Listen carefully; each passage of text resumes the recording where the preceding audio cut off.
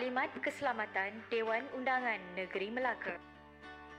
Sila ambil perhatian terhadap taklimat keselamatan ini. Untuk makluman semua, Dewan ini terletak di Aras 2, Blok B, Kompleks Seri Negeri. Sila perhatikan pintu-pintu keluar yang terdapat di dalam Dewan jika berlaku kecemasan. Dewan ini mempunyai 9 pintu keluar, 7 pintu keluar bahagian aras bawah Dewan dan 2 pintu keluar bahagian aras atas Dewan. Perhatian! Dalam keadaan kecemasan, penggera akan berbunyi panjang. Tuan-tuan dan puan-puan diminta untuk tidak panik, bertenang dan tinggalkan Dewan serta terus bergerak ke pintu keluar yang berhampiran dengan anda.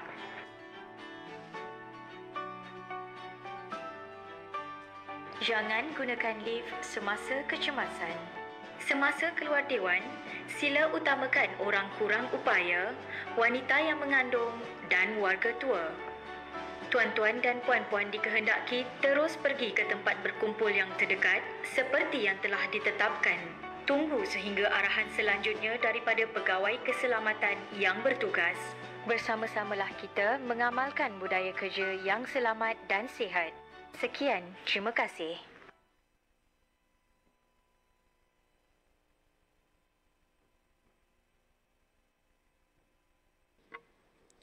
Assalamualaikum warahmatullahi wabarakatuh. Yang berhormat Speaker, Yang Amat Berhormat Ketua Menteri, ahli-ahli yang berhormat dan hadirin sekalian. Persidangan kedua penggal ketiga Dewan Undangan Negeri ke-14 pada hari pertama 20 Julai 2020 bersamaan hari Isnin akan mula bersidang. Mengikut susunan musyarat pada hari ini, susunan musyarat yang pertama ialah bacaan doa. Dengan hormatnya saya menjemput ahli-ahli yang berhormat dan hadirin sekalian sama-sama berdiri.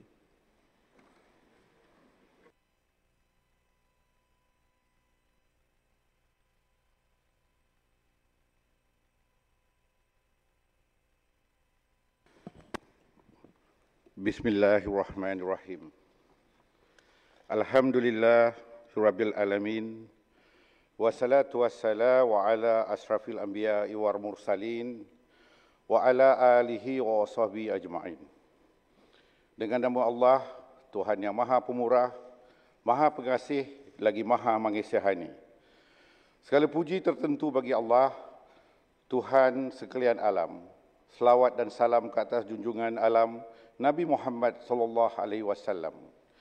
Ya Allah yang bersifat dengan segala sifat kemuliaan dan kebesaran dan kesempurnaan dan kebijaksanaan yang telah mengamanahkan tanggungjawab ke atas Yang di-Pertua Negeri dan ahli Dewan Undangan Negeri bagi mentadbir negeri Melaka ini dengan sebaik-baik takbir untuk keamanan, kemajuan dan kemakmuran.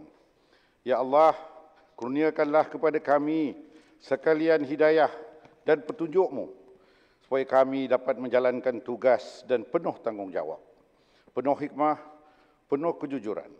Dengan demikian itu, semoga hendaknya negeri Melaka ini dan rakyat sekalian sentiasa berada di dalam keadaan aman, makmur dan maju jaya. Ya Allah, berkatilah segala usaha kami, mudahkanlah segala urusan kami, lebih-lebih lagi di waktu kami berunding, bertukar-tukar fikiran, menimbang dan mengambil keputusan atas segala perkara yang dibentangkan di dalam Dewan yang mulia ini. Kerana niat dan hasrat kami semata-mata untuk menjalankan dan memajukan negeri ini dan memakmurkannya, juga untuk kebajikan dan kesejahteraan rakyat semua. Ya Allah, ya Tuhan kami, lindungilah kami, negeri kami, di bawah riayah dan inayah-Mu setiap waktu dan masa. Kepadamu kami memohon, kepadamu kami berserah, perkenankanlah doa kami. Rabbana atina fid dunya hasanah wa fi akhirati hasanah wa qina azabannar. Walhamdulillahi rabbil alamin.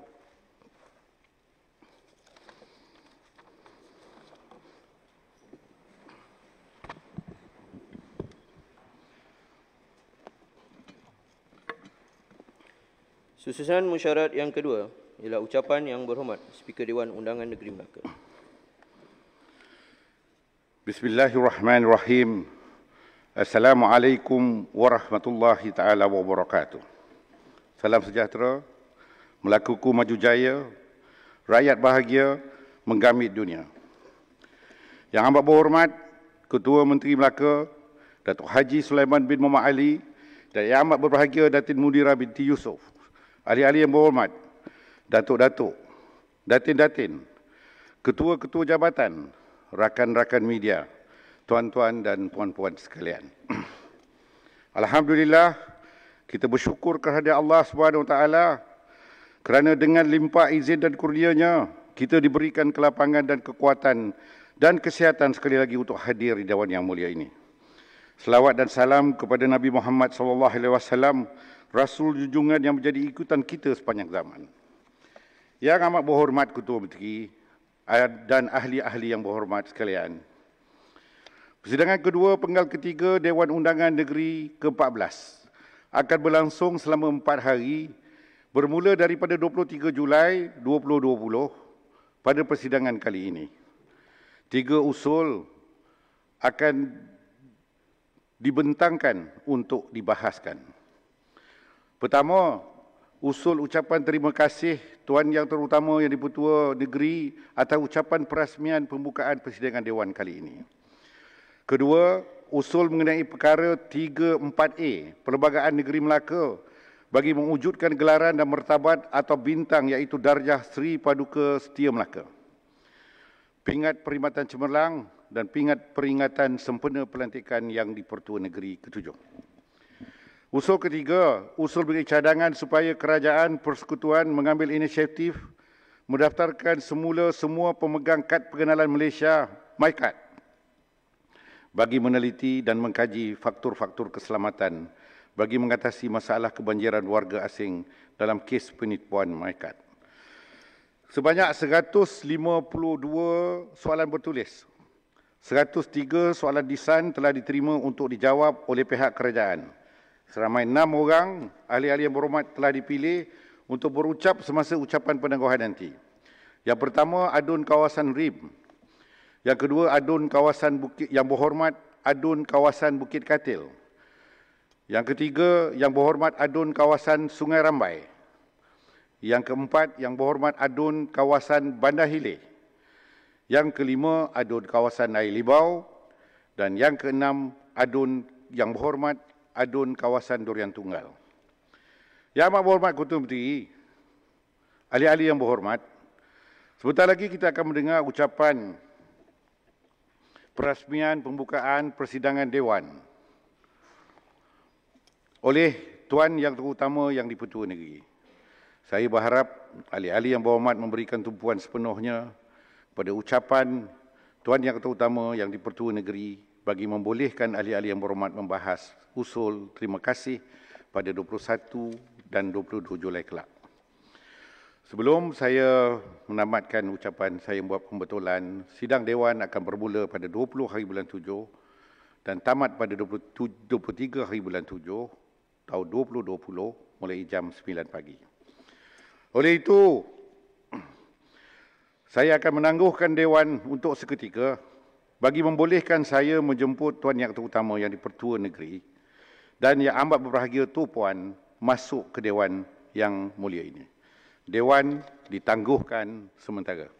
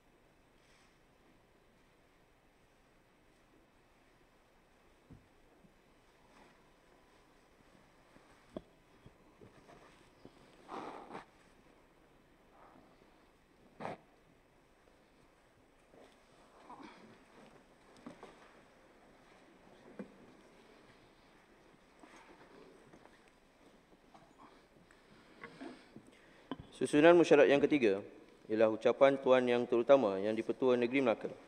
Dengan segala hormatnya dipersilakan Yang Amat Berhormat Ketua Menteri untuk menyembahkan naskah ucapan kepada Tuan Yang Terutama Yang di-Pertua Negeri Melaka.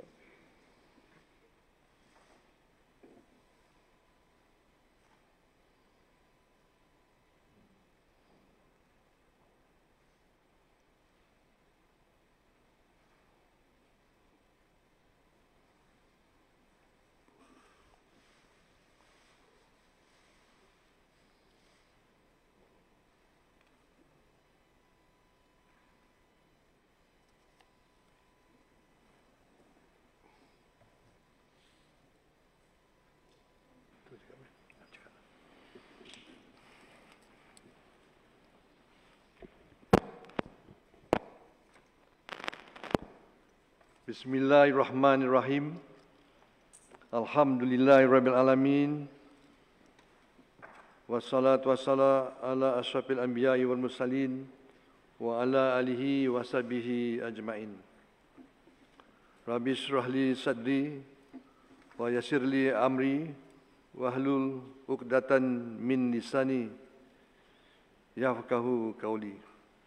Assalamualaikum warahmatullahi ta'ala wabarakatuh dan salam sejahtera.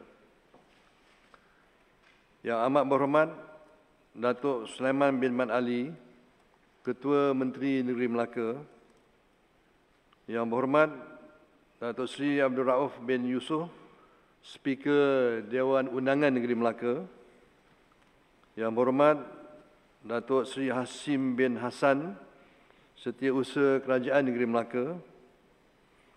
Yang berhormat Tuan Haji Adli bin Zahari, Ketua Pembangkang. Yang berhormat ahli-ahli Majlis Mesyuarat Kerajaan Negeri. Yang berhormat ahli-ahli Dewan Undangan Negeri, tuan-tuan dan puan-puan yang dihormati sekalian.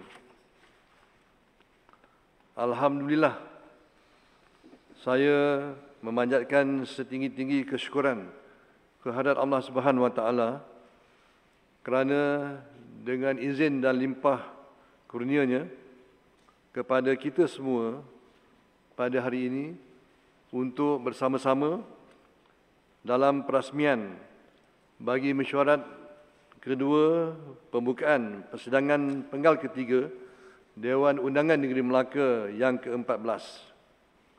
Pertamanya, saya mengambil peluang untuk mengucapkan tahniah kepada kepimpinan Yang Amat Berhormat Datuk Sulaiman bin Mat Ali yang telah memikul amanah dan tanggungjawab sebagai Ketua Menteri Melaka sejak 9 Mac 2020 yang lalu.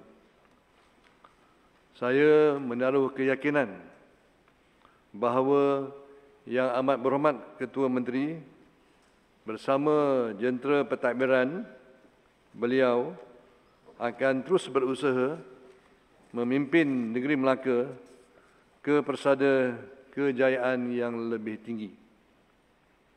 Saya mewakili kerajaan negeri dan rakyat Melaka mengambil kesempatan mengucapkan terima kasih dan penghargaan kepada Yang Amat Berbahagia Tun Datuk Seri Utama Dr. Muhammad Khalil bin Yaakob yang di-Pertua Negeri Melaka yang ke-6 dan Yang Amat Berbahagia Tuan Puan Datuk Seri Utama Datuk Zurina binti Kasim atas segala hal-hal urusan kepentingan rakyat selama tempoh Yang Amat Berbahagia Tun menjadi Yang di-Pertua Negeri Melaka.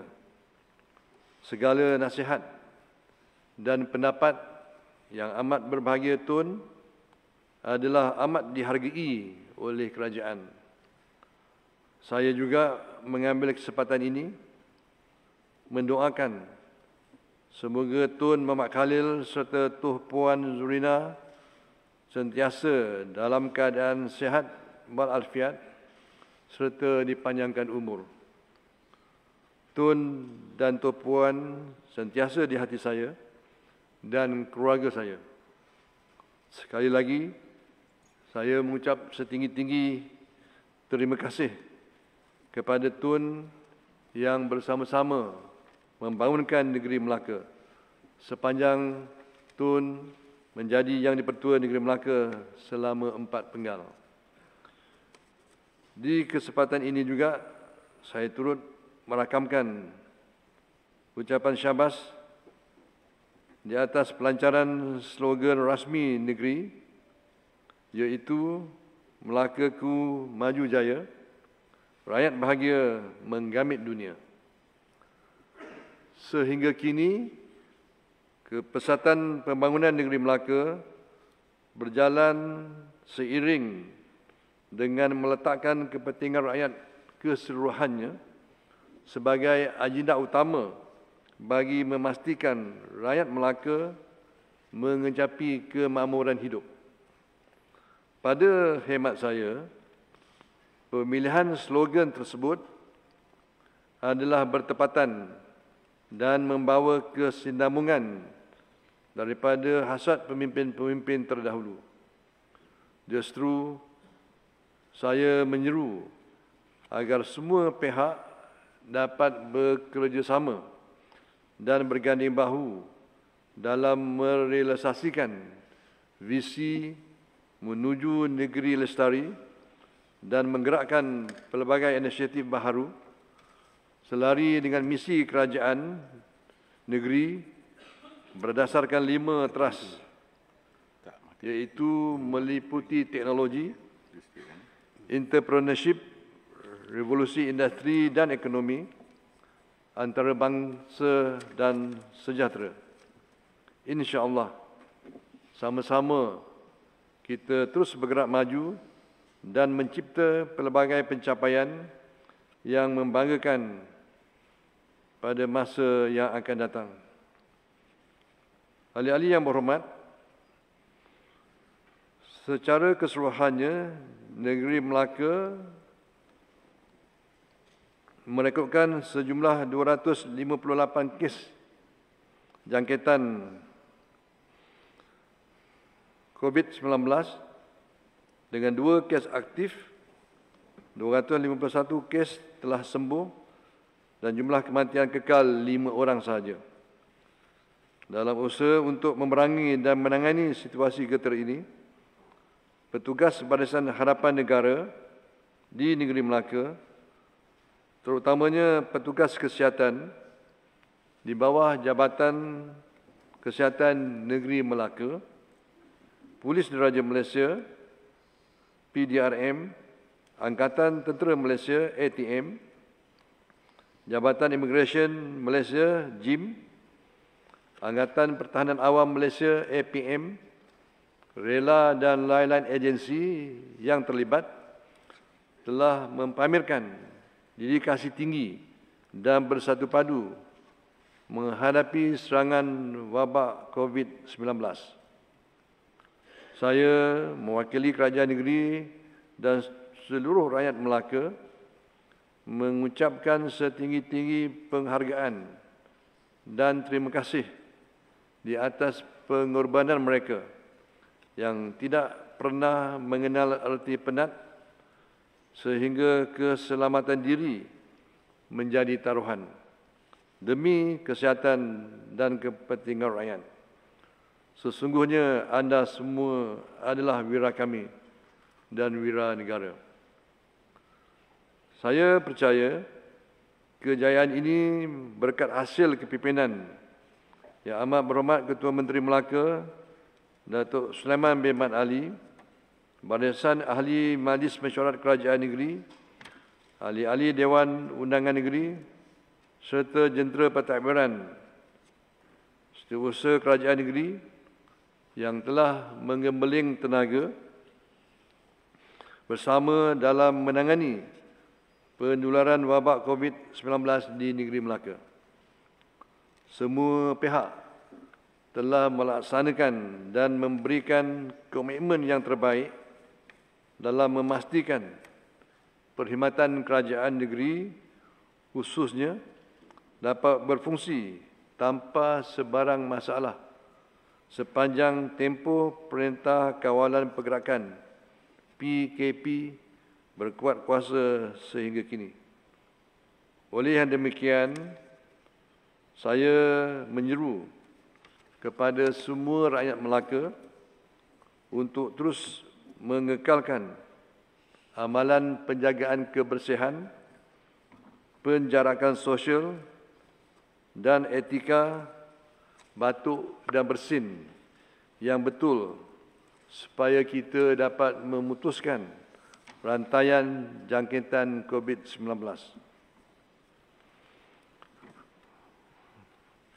Perkembangan ekonomi semasa, saya mengambil makluman bahawa pandemik COVID-19 telah memberi kesan yang membimbangkan terhadap paradigma ekonomi secara signifikan, di mana ia telah mengubah gaya hidup global di setiap negara melalui pelaksanaan kuarantin serta sekatan pergerakan. Ekonomi Malaysia mencatatkan pertumbuhan yang sangat sederhana pada suku pertama 2020, iaitu sebanyak 0.7% berbanding dengan anggaran kadar pada tahun 2019 berjumlah sebanyak 4.5% untuk tempoh yang sama. Seterusnya, prospek ekonomi negara dijangka akan terus berada dalam trajektori pengucapan dalam beberapa bulan mendatang, dengan jangkaan pertumbuhan KDNK di antara tolak 2% hingga 0.5% bagi tahun 2020. Walau bagaimanapun, kegiatan ekonomi negara hanya akan beransur pulih pada separuh kedua tahun 2020, tertakluk kepada penamatan Perintah Kawalan Pergerakan Pemulihan PKPP serta hasil sokongan langkah-langkah fiskal, moneteri dan kewangan. Seperti mana ucapan saya pada Majlis Angkat Sumpah Jawatan Jun lalu, tahun 2020 membawa pelbagai cabaran dan ketidaktentuan di seluruh dunia. Saya memahami banyak pihak daripada industri dan perniagaan sehingga kepada rakyat sendiri, semua terjejas secara langsung kerana pandemik ini. Inisiatif yang diperkenalkan di peringkat kerajaan pusat, termasuk pakej rangsangan ekonomi prihatin rakyat, prihatin dan pelan jana semula ekonomi negara penjana, diharap dapat membantu melindungi kebajikan rakyat, mengurangkan beban industri, perusahaan kecil dan sederhana, serta membantu sektor pelbagai di negeri ini. Saya turut bersyukur kepada Allah Subhanahu Wa Taala kerana walaupun sumber kewangan kerajaan negeri tidak besar, tetapi kerajaan negeri Melaka telah sedaya upaya berusaha dan berjaya menawarkan beberapa skim bantuan kepada rakyat yang melibatkan beberapa agensi termasuk Majlis Agama Islam Melaka, BAIM. Kesemua inisiatif bantuan ini melibatkan implikasi kewangan berjumlah sebanyak ringgit Malaysia 28.17 juta. Justru saya berharap bantuan ini telah sedikit sebanyak memberi manfaat kepada rakyat di negeri Melaka. Ahli-ahli yang berhormat, pembangunan negeri Melaka, sejarah mencatatkan negeri Melaka telah meraih sebanyak kejayaan dan menempa nama di dalam negara maupun di persada antarabangsa. Termasuklah pengisytiharan sebagai negeri maju pada 20 Oktober 2010. Sudah pastinya saya berharap kerajaan negeri dapat meneruskan rancangan pembangunan Melaka yang lestari yang akan menyumbang kepada penjanaan ekonomi setempat dan memberi manfaat dan keuntungan kepada rakyat Melaka. Secara geografikal, Bandaraya Melaka meliputi kawasan heritage dan buffer zone, kawasan pentadbiran kerajaan dan perniagaan, serta kawasan Melaka Baharu di tempat tambakan laut. Ingin saya melihat kawasan-kawasan sekitar dibangunkan dengan mengambil kira pembangunan ekonomi yang akan menyumbang kepada kesejahteraan hidup rakyat melalui penggunaan sumber yang cekap, selain daripada memastikan pemeliharaan terhadap alam sekitar. Pembangunan lestari negeri Melaka perlu mengambil kira pelan perancangan infrastruktur yang sistematik dan realistik, di mana ia akan memberi impak besar kepada kadar pertumbuhan ekonomi, livability dan sustainability sesebuah kawasan. Saya berpandangan bahawa penambahbaikan kebudayaan tersebut perlu dipertingkatkan, khususnya daripada segi konektiviti serta accessibility antara kawasan di negeri ini. Tahun 2020 merupakan tahun terakhir bagi pelaksanaan rancangan Malaysia yang ke-11 dan permulaan kepada perancangan pembangunan 5 tahun yang ke-12 RMKI 12 negara. Saya mengambil makluman bahawa kerajaan negeri dalam tindakan menyusun semula hala 7 perancangan pembangunan negeri dalam rancangan Malaysia ke-12 untuk dikemukakan kepada Kerajaan Persekutuan. Kesemua pihak di peringkat kerajaan negeri diharap dapat menjalinkan hubungan kerjasama yang kukuh bersama Kerajaan Persekutuan dalam merebut peluang yang tersedia ini bagi merangka pembangunan yang bersesuaian untuk dilaksanakan di negeri Melaka. Saya menyipatkan sesebuah perancangan pembangunan negeri itu perlulah dibuat secara inklusif tanpa sebarang sektor maupun kumpulan yang keciciran daripada pelan ini. Kerajaan negeri bukan sahaja bertanggungjawab menyediakan akses kepada pendidikan yang berkualiti, bahkan menyediakan ruang untuk rakyat Melaka mendapatkan peluang pendidikan. Justru saya amat menyokong usaha-usaha kerajaan negeri ke arah pemberdayaan modal insan dalam pelbagai peringkat meliputi sekolah, vocational hinggalah ke peringkat pendidikan tinggi, termasuk dalam bidang latihan kemahiran. Melaka perlu menjadikan pendidikan sebagai sumber yang menggerakkan masyarakat yang berdaya saing. Pembelajaran dalam pendidikan adalah sebagai pelaburan sumber daya manusia dan tanggungjawab moral. Hasilnya, negeri Melaka akan mampu menyediakan tenaga kerja yang diupayakan dengan kemahiran soft skills dan kapasiti intelek untuk berdepan dengan cabaran dalam pasaran pada masa hadapan. Ahli-ahli yang berhormat,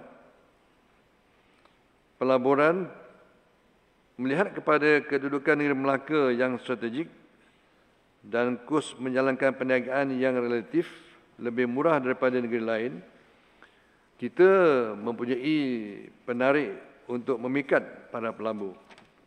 Saya berharap kerajaan negeri akan bekerjasama rapat dengan Lembaga Pembangunan Pelaburan Malaysia, MAIDA, dan agensi kerajaan yang berkaitan bagi menggalakkan kemasukan pelaburan asing dan domestik, memandangkan persekitaran luaran semasa yang mencabar dan pendekatan perniagaan seperti biasa tidak dapat dipraktikkan.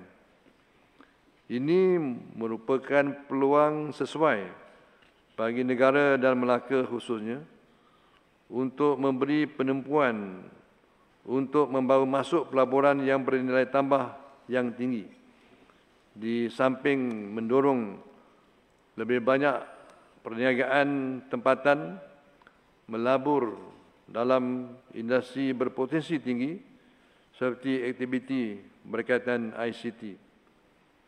Revolusi pengindustrian keempat, Industri 4.0,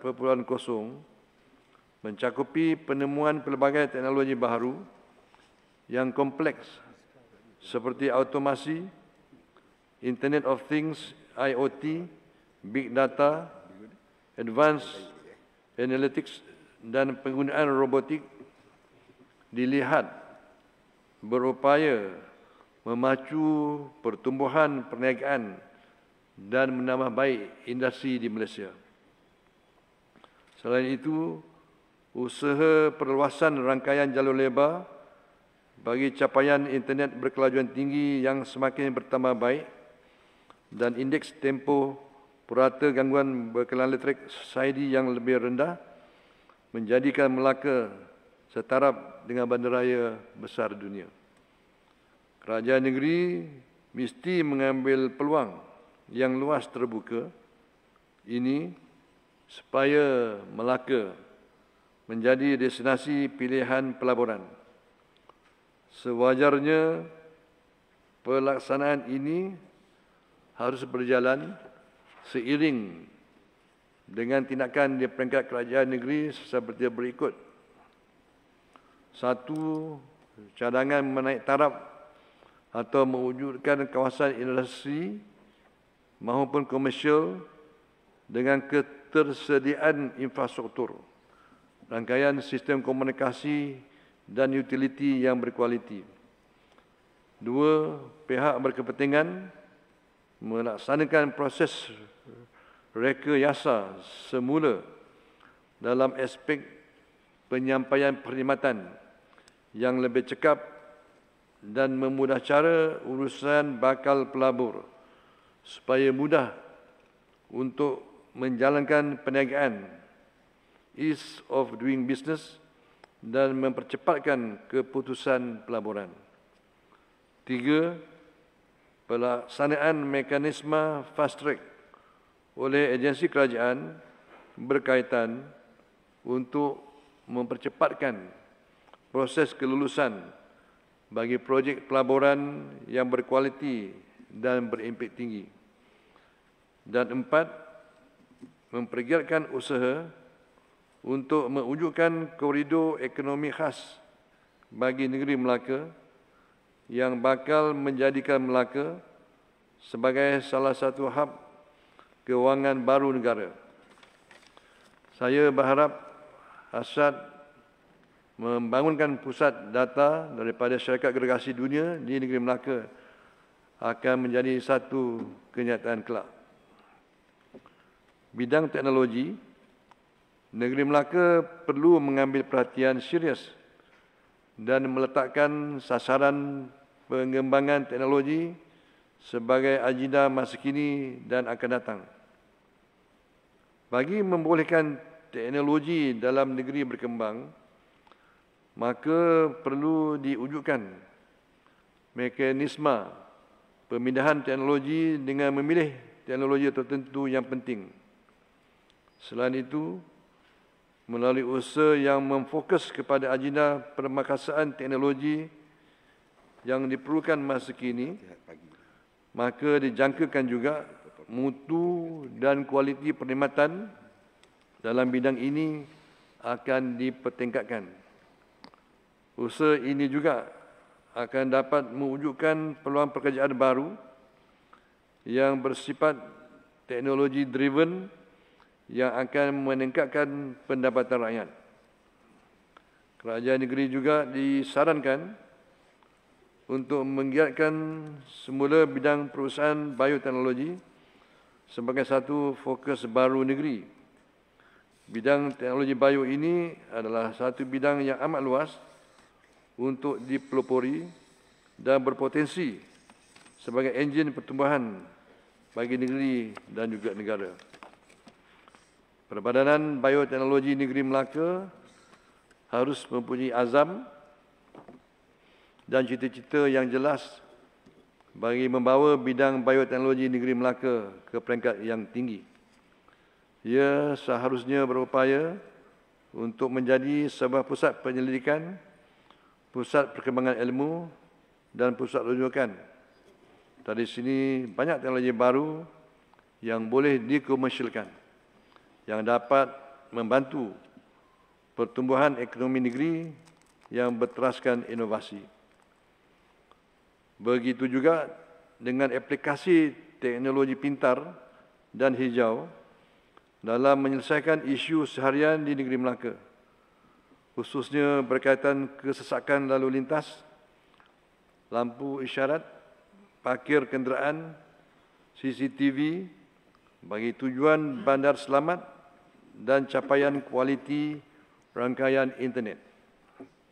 Kerajaan negeri juga hendaklah memastikan perancangan 6 komponen seperti yang telah digariskan dalam Pelan Pembangunan Hijau dapat dilaksanakan selaras dengan hasrat kerajaan untuk mencapai pembangunan lestari.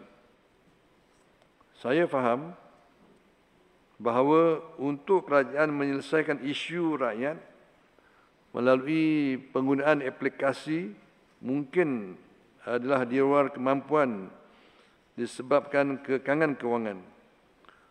Oleh itu, kerajaan negeri adalah disaran supaya dapat meneliti model pembiayaan melalui kerjasama antara kerajaan dan swasta dalam usaha untuk mempercepatkan adoption of teknologi di negeri Melaka.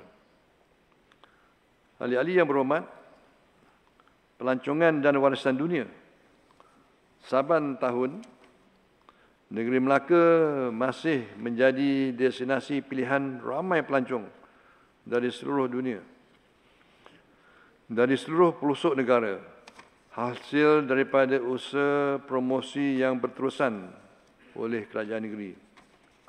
Saya dipahamkan negeri Melaka telah merekodkan jumlah kedatangan pelancong seramai 18.7 juta pelancong pada tahun 2019 berbanding 17.02 juta pelancong pada tahun 2018. Sesungguhnya sektor pelancongan adalah antara sektor yang terjejas teruk akibat penularan COVID-19 ini sehingga mengakibatkan pembatalan Tahun Melawat Malaysia 2020. Namun saya percaya kerajaan negeri boleh memberi fokus pada waktu ini kepada pelancongan domestik di mana kategori pelancong ini menyumbang kepada 69.6% data pelancong negeri Melaka bagi tahun 2019. Sebagai sebuah negeri pelancongan yang kaya dengan elemen kebudayaan dan sejarah, kerajaan negeri Melaka diharap terus komited dalam merancangkan sektor ini dengan memastikan produk pelancongan sedia ada yang terdiri daripada sejarah dan budaya, rekreasi, pendidikan, sukan, kesihatan, konvensyen, makanan, pusat membeli belah, agro, pelancongan pameran dan lain-lain sentiasa berada dalam keadaan baik. Di samping itu, usaha berterusan adalah perlu untuk menambah kepelbagaian produk pelancongan baharu untuk menarik kedatangan pelancong.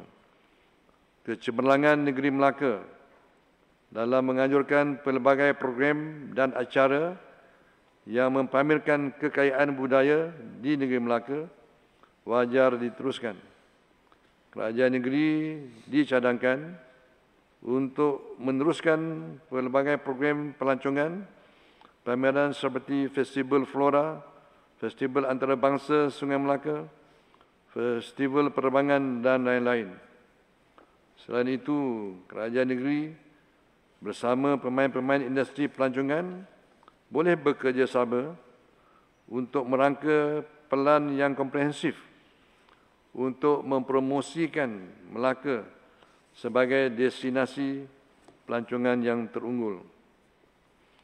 Baru-baru ini, pada 7 Julai 2020, kita telah meraihkan hari ulang tahun ke-12 pengisytiharan Melaka Bandaraya Warisan Dunia UNESCO.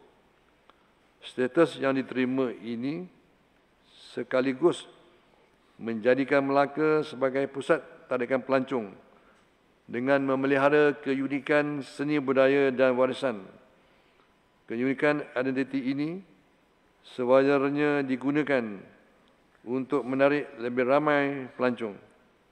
Saya juga merasa gembira di atas kesungguhan kerajaan untuk menyusun semua tempat pelancongan tradisional supaya turut mendapat tempat dalam kalangan pelancong. Selain memberikan fokus kepada tangible heritage, kerajaan juga seharusnya memberi penekanan kepada khazanah negeri berkaitan intangible cultural heritage seperti Dona Sayang yang telah diiktiraf pada November 2018 dan seni mempertahankan diri silat pada Disember 2019. Pengiktirafan seumpama ini memberikan kelebihan dari segi perlindungan, promosi dan peluang mengetengahkan identiti Melaka di peringkat antarabangsa. Secara tidak langsung, ia dapat menarik potensi kedatangan pelancong yang ingin melihat persembahan ini dengan lebih dekat. Sebagai rakyat Melaka, kita seharusnya berbangga dan memastikan warisan ini terus terpelihara untuk dinikmati oleh generasi akan datang. Dalam kegairan kita menarik kedatangan pelancong ke negeri Melaka adalah disarankan agar pihak berkepentingan bersama agensi kerajaan berkaitan menggunakan peluang yang ada kini untuk menambah baik kualiti dan imej negeri Melaka sebagai negeri yang paling bersih, paling selamat dan mempunyai landscape yang paling indah untuk dikunjungi di samping meningkatkan kualiti produk pelancongan yang ditawarkan. Tandas awam mestilah sentiasa bersih, longkang-longkang tidak ada yang tersumbat, rumput jangan dibiarkan panjang, pastikan tiada juga sampah di sepanjang jalan. Selain itu, pastikan tiada air bertakung di dalam dan luar rumah bagi mengelakkan pembiakan nyamuk Aedes di kediaman kita semua. Rekod menunjukkan terdapat peningkatan kes denggi sebanyak 20.2% di negeri Melaka. Sebagai salah seorang rakyat negeri Melaka, saya amat berbangga apabila dua pihak berkuasa tempatan di Melaka, iaitu Majlis Bandaraya Melaka Bersejarah MBMB dan Majlis Perbadanan Jasin MPJ, telah diiktiraf sebagai bandar paling bahagia di Malaysia pada tahun 2019. Anugerah dan pengiktirafan ini sekaligus menggambarkan tahap kegembiraan dan kesejahteraan rakyat negeri Melaka di dalam kawasan pentadbiran PBT berkaitan. Diharapkan PBT yang lain akan turut bersama-sama mencapai tahap tersebut pada masa hadapan. Saya mempunyai keyakinan yang tinggi bahawa negeri Melaka dapat menempa nama bersama bandar-bandar di luar negara sebagai status negeri paling bahagia kelak.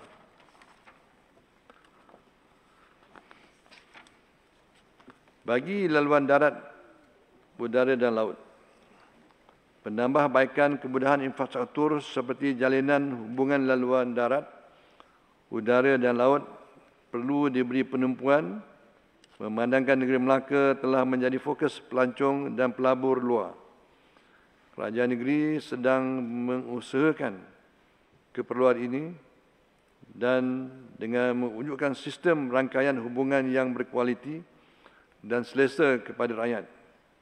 Ianya dapat menyokong pertumbuhan fizikal yang lebih pesat dalam sektor perindustrian, perkhidmatan dan pelancongan. Bagi meningkatkan lagi kedatangan pelabur dan pelancong, saya berharap Kerajaan Persekutuan dapat membantu kerajaan negeri membesar dan memanjangkan jalan raya, pelabuhan dan lapangan terbang antarabangsa Melaka. Kerajaan negeri juga bakal menerima limpihan ekonomi hasil daripada cadangan pembangunan High Speed Rail HSR yang akan menempatkan salah satu stesen di Bandar Hijau Melaka. Ahli-ahli yang berhormat, pertanian sungguh pun sektor pembuatan dan perkhidmatan merupakan penyumbang utama kepada keluaran dalam negeri kasar KDNK Melaka. Sektor pertanian juga memainkan peranan penting dalam pertumbuhan ekonomi negeri ini. Saya menyambut baik sokongan di pihak kerajaan dan swasta yang menerokai peluang memodernisasikan sektor pertanian sebagai usaha untuk membangunkan sektor ini secara lestari. Bagi meningkatkan produktiviti hasil tanaman, ternakan dan perikanan yang berkualiti serta jaminan sekuriti makanan dalam negeri, penekanan terhadap automasi dan penggunaan teknologi moden seperti Internet of Things IoT perlu dipertingkatkan dan seterusnya menjadi amalan peladang peternak dan nelayan. Saya berharap dalam masa beberapa tahun akan datang, negeri Melaka dapat menjadi negeri yang kompeten dalam pembangunan sektor pertanian dan komoditi pertanian, boleh mencapai 100% tahap sara diri, self-sufficiency level, melalui pendekatan dan polisi agro makanan yang bersifat market driven.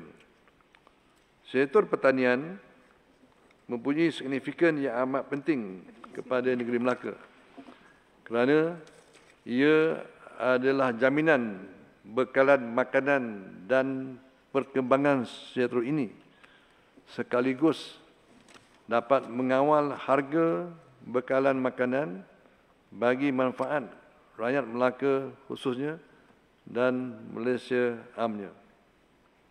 Kita hendaklah memberi perhatian berhubung kecukupan bekalan makanan dalam negeri dan mengurangkan kebergantungan kepada import. Rakyat Melaka perlu dibimbing dan diberi galakan untuk mencuburi industri pertanian sebagai petani moden dan berteknologi, sekaligus menjadikannya sebagai satu sumber pendapatan yang mampan dan kukuh serta menguntungkan. Satu hari nanti, mungkin Melaka berkeupayaan untuk menghasilkan produk pertanian negeri dengan nilai tambah yang tinggi dan dikomersialkan ke pasaran ekspor selain mempergiatkan dan meneroka peluang industri halal. Industri halal dunia telah menunjukkan peningkatan setiap tahun dan dijangka mencapai USD 3.2 triliun pada tahun 2020 dan USD 4.6 triliun pada tahun 2025. Bagi skop pasaran industri halal Malaysia pula, nilai pasaran pada tahun 2018 adalah sebanyak USD 76.6 bilion dengan jangkaan pertumbuhan kepada USD 147.4 bilion pada tahun 2025. Kemiskinan isi rumah. Hasil penemuan laporan survei pendapatan isi rumah dan kemudahan asas tahun 2019, Melaka mencatatkan sebanyak 227,900 isi rumah dengan purata saiz isi rumah seramai 3.9 orang.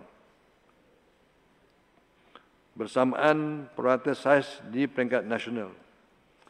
Daripada jumlah tersebut, sebanyak 3.9% isi rumah di negeri Melaka dikategorikan sebagai miskin mutlak pada tahun 2019 berbanding 2.6% pada tahun 2016, di mana pendapatan keseluruhan isi rumah berada di bawah paras garis kemiskinan PGK. Bersesuaian dengan tarifan semula paras garis kemiskinan PGK Nasional daripada ringgit Malaysia 980 sebulan kepada ringgit Malaysia 2,208 sebulan bagi satu isi rumah, kerajaan negeri perlu merancang semula program sedia ada yang lebih sesuai, dinamik dan pragmatik untuk setiap kumpulan sasar serta langkah-langkah bagi meningkatkan pendapatan rakyat Melaka. Menyantuni isu-isu rakyat, saya amat prihatin terhadap denyut nadi dan luahan hati rakyat ke atas beberapa perkara yang dibangkitkan. Umum mengetahui bahawa banjir, bekalan air dan pelupasan sisa pepejal adalah isu yang sering dialami oleh rakyat Melaka dan mendapat perhatian teratas. Justru, saya optimis terhadap pelbagai usaha proaktif yang sedang dan akan dilaksanakan oleh kerajaan negeri dalam mengatasi masalah ini melalui pendekatan jangka pendek maupun jangka panjang. Saya turut berhasrat memberi pandangan supaya usaha ini tidak terhad kepada penyelesaian menerusi projek-projek pembangunan sahaja. Sebaliknya, perlu seiring dengan langkah-langkah mitigasi dan pencegahan. Sebagai contoh, bagi isu banjir, agensi berkaitan perlu memastikan penyelenggaraan berkala dilaksanakan mengikut jadual selain daripada mengkaji kesesuaian spesifikasi parit atau longkang di sesuatu kawasan dengan mengambil kira perancangan pembangunan secara holistik. Salah satu sasaran yang digariskan dalam matlamat pembangunan lestari, Sustainable Development Goals, adalah memastikan setiap individu mempunyai akses kepada air bersih pada tahun 2030. Walaupun 100% rakyat Melaka telah mendapat kemudahan air paip di rumah, namun kita masih berhadapan situasi krisis air saban tahun sehingga menjejaskan aktiviti kehidupan seharian. Selain daripada cadangan pembinaan empangan jernih, projek takungan air pinggiran sungai, TAPS Melaka, Tasik Biru, serta mendapatkan bantuan sumber air terawat daripada negeri jiran, saya menyeru supaya semua pihak daripada agensi kerajaan, swasta dan rakyat Melaka sendiri sama-sama berganding bahu bagi memastikan pengurusan sumber air secara lebih berkesan. Sebagai contoh, pelaksanaan prinsip 3R, reduce, reuse and recycle dalam pemeliharaan air dapat mencegah penggunaan air yang tidak terkawal kerana pembaziran yang berlaku akan menyumbang kepada pengurangan reserve air di negeri ini. Dari sudut pengurusan sisa pepejal pula, saya berharap pembinaan loji waste to energy dapat disegerakan menggantikan cara masa kini, iaitu melalui kaedah kambus tanah berserta rawatan air licin dengan bantuan kerajaan persekutuan. Pendekatan ini sekaligus dapat menghasilkan tenaga untuk diguna semula sebagai input operasi.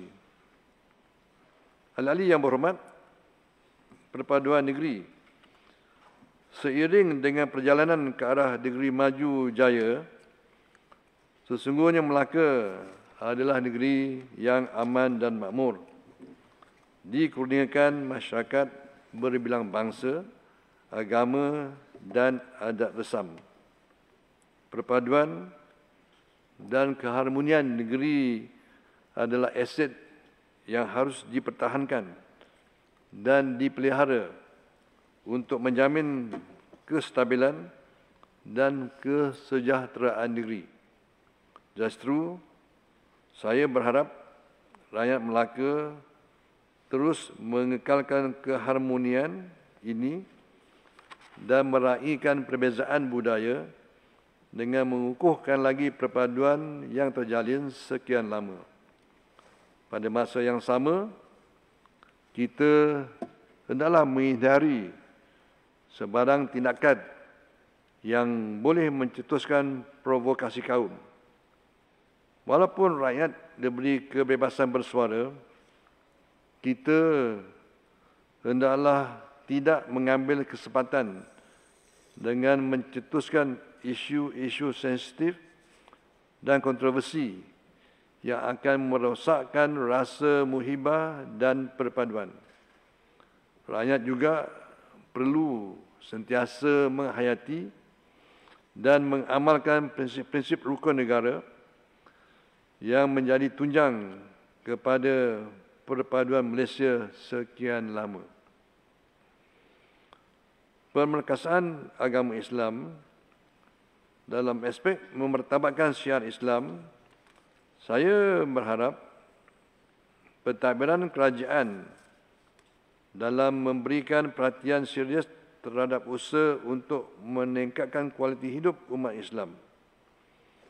Bagi memajukan umat Islam, bidang pendidikan dan ekonomi mesti menjadi keutamaan kerana ia adalah benteng sebenar mempertahankan akidah dan maruah umat Islam di negeri Melaka.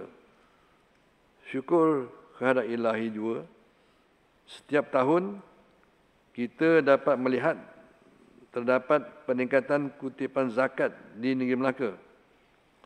Saya dimaklumkan bahawa sehingga 31 Disember 2019, kutipan zakat keseluruhan adalah berjumlah ringgit Malaysia 98.84 juta. Dan pada tahun ini, zakat Melaka menyasarkan kutipan zakat harta dan fitrah sebanyak ringgit Malaysia 104.6 juta.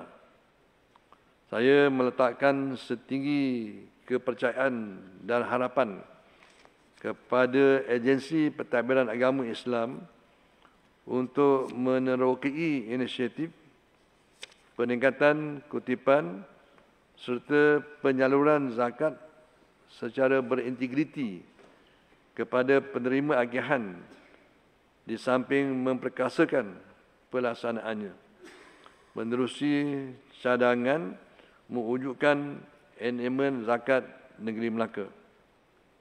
Seterusnya, saya ingin menekankan peranan wakaf sebagai institusi perekonomian Islam yang memberi ruang kepada mereka yang berkemampuan menyumbang kepada pembangunan sosio-ekonomi umat sejagat.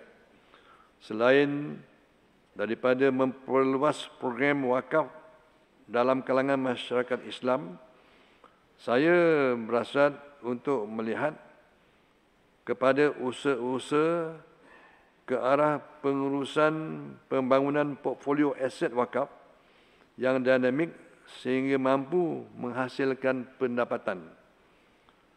Catatan sejarah peradaban Islam telah melakarkan bukti bahawa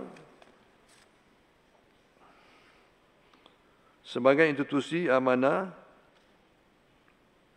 bahawa wakaf sebagai institusi amanah turut menyumbang terhadap kemajuan bandar-bandar di wilayah Islam lebih besar daripada kemajuan yang dikecapi oleh Barat pada era pertengahan, Middle Age, dengan membiayai pembinaan dan penyelenggaraan perkhidmatan tanpa melibatkan dana kerajaan. Perkhidmatan awam, usaha kerajaan negeri untuk mencapai ke tahap kegemilangan Melaka perlu disokong dengan sistem takbir urus terbaik, disusuli dengan budaya kerja kelas pertama di kalangan penjawat awam supaya keyakinan rakyat terhadap keupayaan kerajaan negeri dapat dipertingkatkan.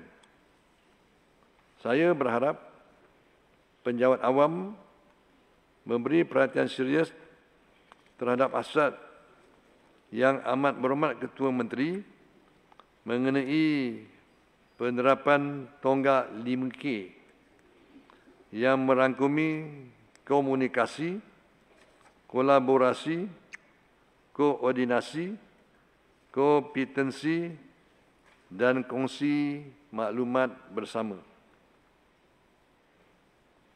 Ahli-ahli yang berhormat, penutup, di dalam menjalani kehidupan norma baru, rakyat Melaka memerlukan tumpahan ahli-ahli yang berhormat.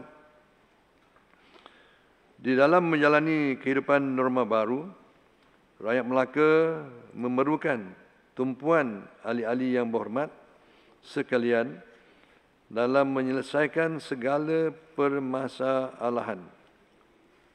Sebagai ahli Dewan Undangan Negeri, apa jua tindakan dan perlakuan ahli-ahli yang berhormat sentiasa menarik perhatian umum.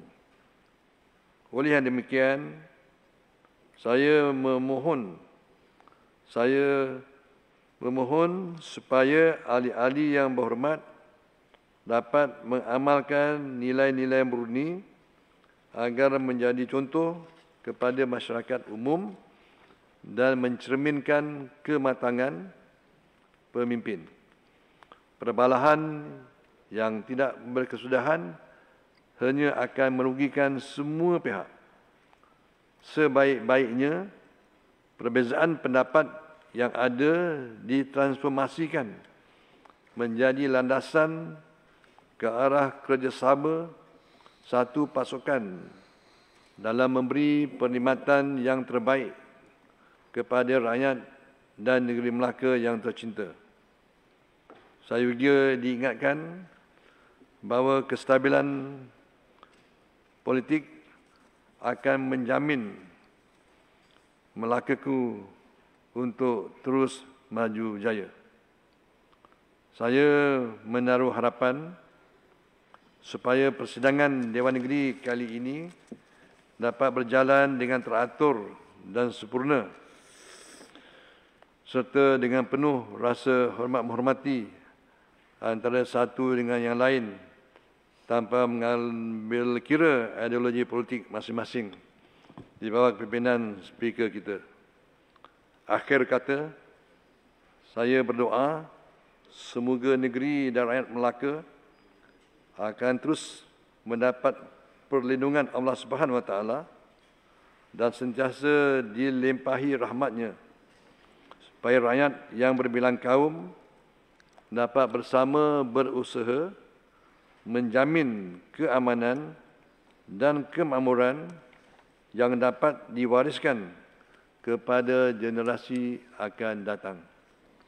Semoga persidangan kali ini juga dapat dijadikan panduan untuk merangka hala tuju perancangan dan belanjawan negeri Melaka 2021 dengan fokus merancangkan semula ekonomi serta memulihkan keyakinan pelabur dan pengguna.